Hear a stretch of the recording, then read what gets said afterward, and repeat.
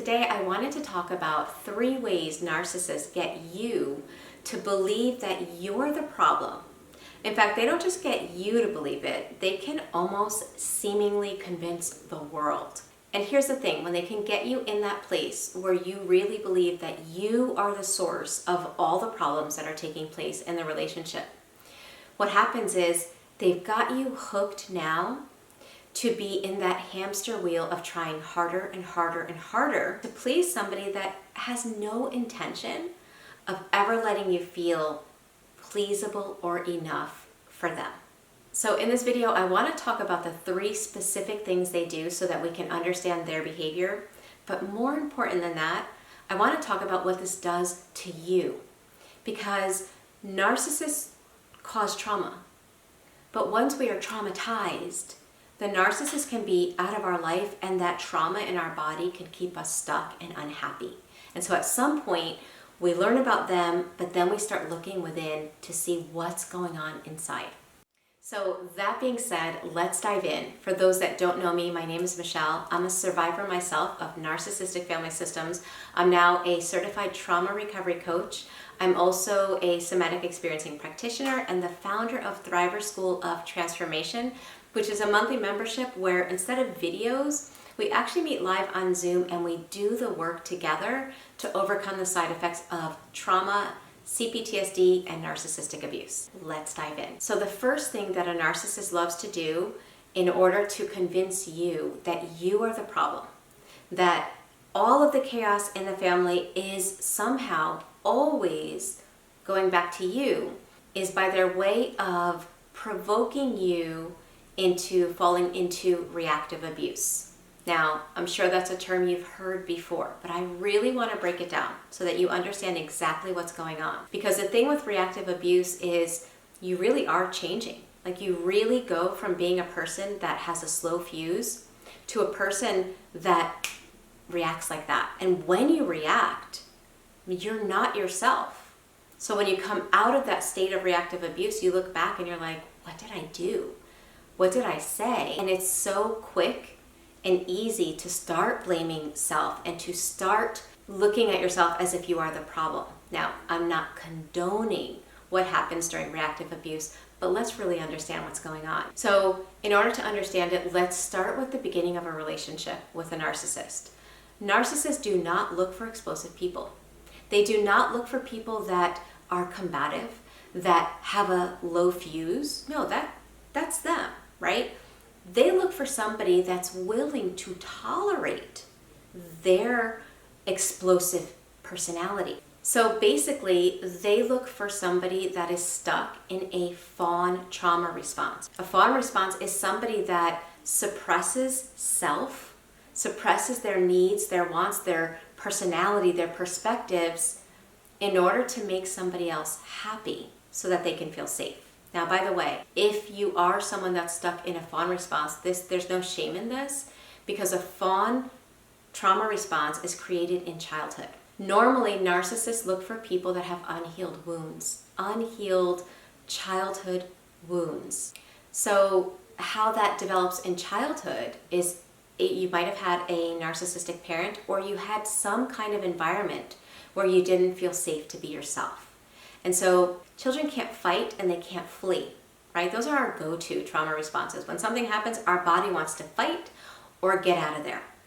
When you can't do that, your body moves into more of a shutdown or a fawn response. I know with myself, I didn't know that I was stuck in a fawn response. I thought the characteristics, or I don't even want to use that word, I thought that the coping skills that come with a fawn response, I thought that was my personality.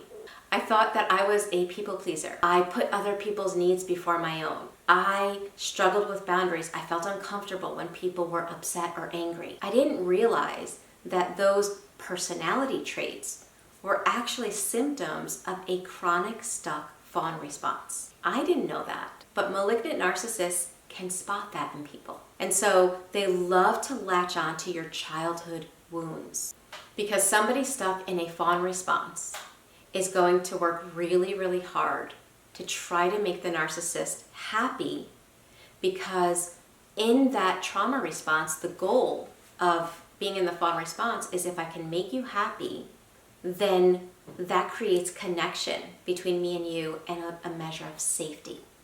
This is the very reason, fawning is the very reason what we wind up tolerating so much from narcissists, especially when we don't know that we're in a fawn response. Narcissists use that to just regulate themselves. Okay, so what does this have to do with reactive abuse? Well, narcissists spot you as somebody that is willing to tolerate them, somebody that's in a fawn response. They may not have the words for it, but they can tell that you suppress you to make them happy. Then you're in a relationship with them. But after a while, that doesn't work for them, because when we're in a fawn response and we're trying to make someone else happy, we're kind, we're forgiving, probably overly forgiving.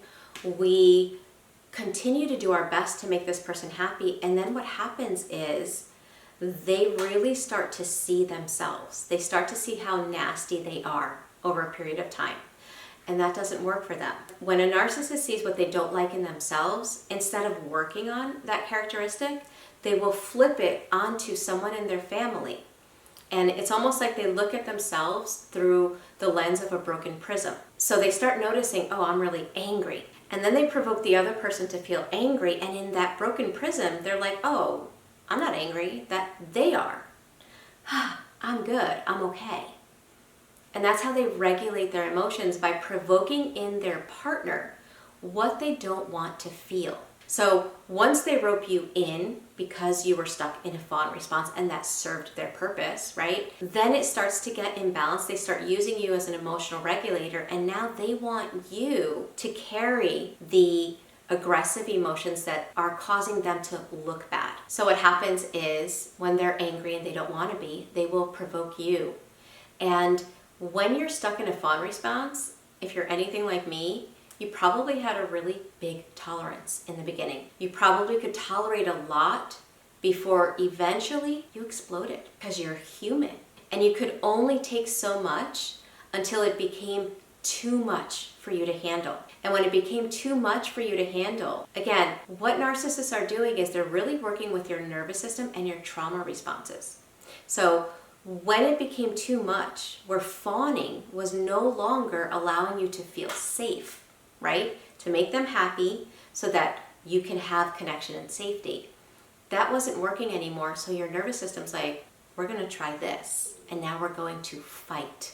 So maybe the first time you probably surprised yourself when you fell into reactive abuse. Maybe you exploded, maybe you threw something.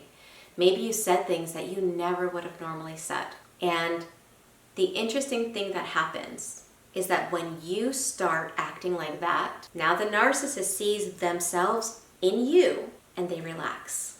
And what happens in you each time you explode and they relax is this is creating an overcoupling in your nervous system, where you exploding is now coupled together and locked in your nervous system with a positive reward, with a meaning that now that's a positive. Exploding is a positive, because when you explode, the narcissist lets up on abuse and it feels good to the nervous system. Again, all of this is happening on a subconscious level. You're not even realizing what's going on underneath. So again, the first thing they do to start getting you to think you're the problem is they start changing you by provoking you into reactive abuse. Even you can see that you're different. And so they use that against you. Like, you used to be so calm, you used to be like this, and now look at you. And of course they delete all the reasons why, and they put the focus on your behavior. The second thing that happens is once they get you into a state of being able to take you from a fawn response into a fight response, now they do that consistently. The chronic stress that's created and the consistent punishment and rewards for if you're fawning and you're nice and you're kind and now you're punished and yet you're rewarded when you're exploding, that conditions your body, your nervous system, to actually stay stuck in a fight response. It's like, ooh, this works. This is a better response. Something positive happens when we do this. And once your nervous system now stays stuck in a chronic fight response, here's the sad part, is the narcissist can do less and less and less obvious abuse, it can become more and more covert, more and more subtle, and you will still have a huge reaction because your body is now bracing and ready to respond in the fight response. So that's the second thing that happens is your nervous system now has a different go-to trauma response. You're now stuck in a chronic fight response. And the last thing that the narcissist will do as they try desperately to get you to believe that all of the problems are your fault and your fault alone is they realize that their opinion of you and that it's your fault isn't enough. So they like to compound things. It's not just, I think you're the problem. It's everyone thinks you're the problem. And to get to that place, they wind up setting you up. So they now know that you're in a chronic fight response. In fact, sadly, it's almost a game to them to see how quickly they can get you to explode. Okay, so they know your buttons. They know exactly what to do and say to get you to that point where your fight response takes over. And by the way, when we're stuck in one of our trauma responses, no matter which trauma response it is, we are never our best self. So they now know how to get you to be in that fight response and how quickly it takes to get you there. Now what they do is they purposely cause you to go there in social situations. So for example, let's say you're going out with friends. As you're driving to meet up with your friends, they will make that drive so horrible. They will treat you like such trash that by the time you get there, it's like your body is ringing with the trauma. It's ringing and echoing with all of the pain, anger, frustration, humiliation, confusion, and shock that they are inflicting on you. So you get there in that state, and you probably don't even realize that the second they see just how far they got you into that state of being overworked and traumatized, they relax. They're like a baby that's just been burped. And they're so calm, and people start seeing that. And they might even go up to the narcissist and be like, what's wrong with so-and-so? Like, you're so happy. And he or she is like always so nasty, like, I can't believe you guys are together still. And at that moment, the narcissist won't say horrible things about you. They'll be like, well, you know, they have an anger problem, but I care and I'm so willing to help him or her, and, you know, I'm just trying my best to be there for them and help them, right? It's all about, I'm the victim of this horrible person's personality, but I'm gonna take the high road and really try to help. And when they do that, people believe it because they're seeing the narcissist happy, and you look a mess. I looked a mess. And that's what people believed. And once other people start telling you how amazing this other person is, and you get angry and you try to show them the truth from a state of anger, because guess what? When you hear how amazing this other person is, that's going to activate your fight response. And so you're not going to be thinking clearly. You're going to come from a state of overwhelm, of irritation, of disbelief, of shock. And how it comes out, it only makes them believe what the narcissist says. So those are the three things that narcissists do to get you to look like, to believe, and to convince others that you are the problem and they're the victim. If this resonates with you and you're stuck in this web, I want to give you a couple of tips that can help. But I'm not going to lie. Some of these tips are tips that we're not prone to wanting to do. And I say this because when I first heard them, I was like, oh God, it's got to be something else. After all, the narcissist is the one that inflicted all of these changes in me. So something that has to do with them, me learning about them, is what's going to heal me.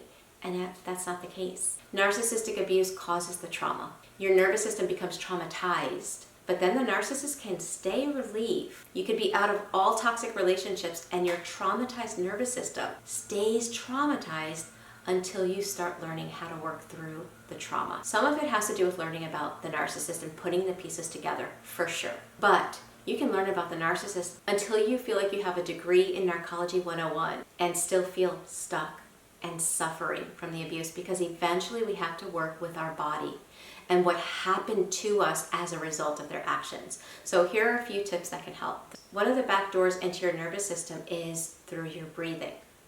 So what I mean by that is when a narcissist is constantly keeping you walking on eggshells, right? We know that phrase very well. What that basically means when we say we're walking on eggshells means we are never relaxed. It means our nervous system, the alarm system in our body, is like this 24/7 looking for danger. As a result, that changes our breathing. We wind up either holding our breath or breathing very shallow from the chest. And so in order for our body to start healing, we have to rewire it again. Because I say again, because the narcissist rewired you. And now we have to rewire it again so that we can be more in our parasympathetic state, in our rest and digest instead of our fight or flight. Something else that helps is that walking on eggshells that keeps us 24/7 on high alert and stuck in hypervigilance. We have to teach our nervous system that we don't have to do that anymore. That doesn't go away with time. And so we have to find moments or glimmers, we call them, of safety. We have to teach our body, we have to retrain our body to know what a felt sense of safety feels like again. And then the third tip is we have to start working with the overcouplings that are in our nervous system. The stories, the pairs of topics that the narcissist welded together in your nervous system that don't belong together. Like, if I yell and scream, that's a good thing. So we have to work with our overcouplings. And the last tip that I want to give you is that we have to start teaching our nervous system the difference between real danger and perceived danger. And what I mean by that is with narcissistic abuse, remember I said that narcissistic abuse or narcissists love to put their hooks in your unhealed trauma. So the thing with unhealed trauma and trauma in the present is oftentimes what we're going through in the present wakes up things from the past and meshes them together. And when they're meshed together, there's no time. So for example, let's say the narcissist gives me the silent treatment in the present, right? And let's say I grew up with a parent that as a little kid that ignored me and that gave me the silent treatment. Well, when I was a child, a parent ignoring you and giving you the silent treatment feels life or death because who's going to take care of you, right? So it becomes that behavior. That's a paired association that the silent treatment means I could die because who's going to take care of me? Well, when the narcissist gives you the silent treatment in the present and it wakes up what that means from the past, suddenly you feel like that behavior of the narcissist feels life or death. It feels like your life is really in danger when it's really perceived threat. But trauma causes our nervous system to get confused with real threat and perceived threat, and we have to retrain our nervous system to notice that there's a difference. There's a difference between somebody getting mad at me and my life being on the line. But when you have a traumatized nervous system, it feels the same. And when it feels the same, because that's intense, like my life is on the line, our body goes into a trauma response. So instead of handling the stress from the adult we are, we start handling the stress from the survival brain and from the unhealed pieces of us that feel like their life is in danger. And when we're in those pieces of our brain and those pieces of us that are unhealed, again, we are never our best self. We are our wounded self. Think about an animal that's super loving. Let's say you have this dog, it's such a loving dog, but it's been in an accident and now it's in pain and you go to pet that dog is gonna lash out at you in a protective fight response. That animal is reacting from the trauma. That happens with us. And if we don't heal that, we wind up hurting the people in our lives. We wind up staying stuck, feeling as if we're suffering from narcissistic abuse. So I know that I threw those tips out there. It does take time to really learn how to embody those tips. And for that reason, I want to invite you to take a look at Thriver School of Transformation, because we meet live on Zoom and we do the inner work to break free of the suffering of narcissistic abuse, to break free out of feeling stuck in our trauma responses so that we could finally either get back to who we really are, or in many cases to discover who we really are if we had narcissistic parents, because maybe we never had a chance to develop our real self. If you're ready to join for a year, there's going to be a 50% link made available to everyone. I only do this twice a year, but it's been a powerful resource for so many survivors of narcissistic abuse, so come check us out.